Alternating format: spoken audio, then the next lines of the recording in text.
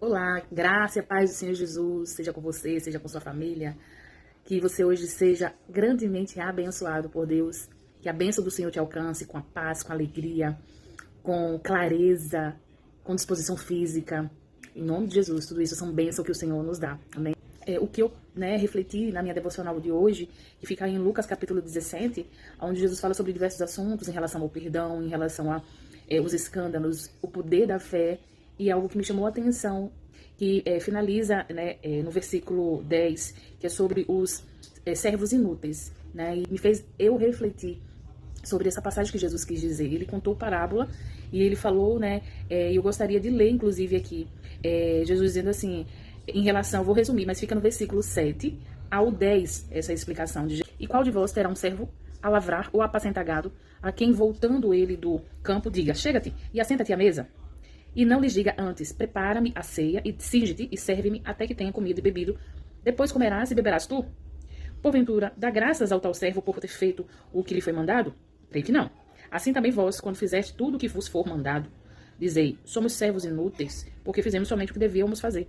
Aqui é uma passagem, Jesus estava ensinando para os seus discípulos, então isso aqui não era para a multidão, não era para as pessoas que não andavam com Jesus intimamente. Essa palavra que Jesus estava trazendo para ele, e o que mais me chama a atenção em relação a essa palavra, o entendimento que Jesus traz, é que Jesus está ensinando a eles, e não o proibindo, e não dizendo que o patrão não pode sentar com o servo. Mas antigamente, não era qualquer servo que se assentava à mesa com seu senhor. E, mesmo assim, ele preparava tudo primeiramente para o seu senhor e depois ele se alimentava. Então Jesus está dizendo aqui, está trazendo esse entendimento, ele diz, chega-te e assenta-te à mesa. Uma pergunta, e não lhes diga antes, ou seja, não que seja proibido de sentar à mesa para comer com seu senhor, mas primeiro ele prepara o que o seu senhor solicitou, para depois ele...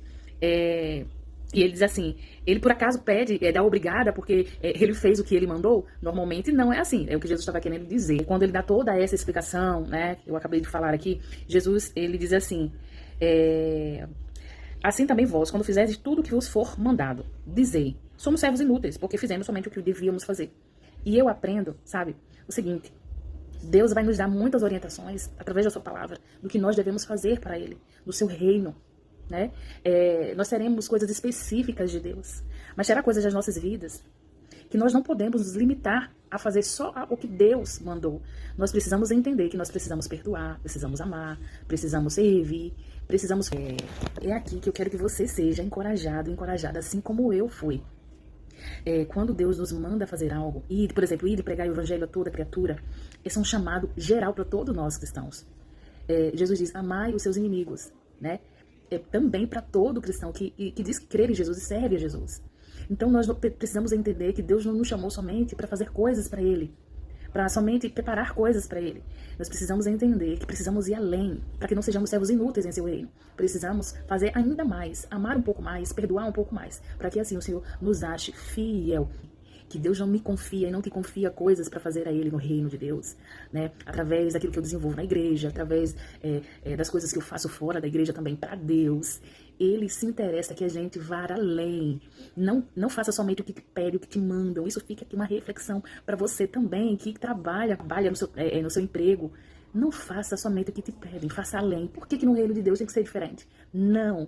Uma pessoa diferenciada, ela não faz só o que te pedem, porque ela é útil, ela faz além. Então, seja encorajado aqui em Lucas 17, do 1 ao 10. Seja um servo útil.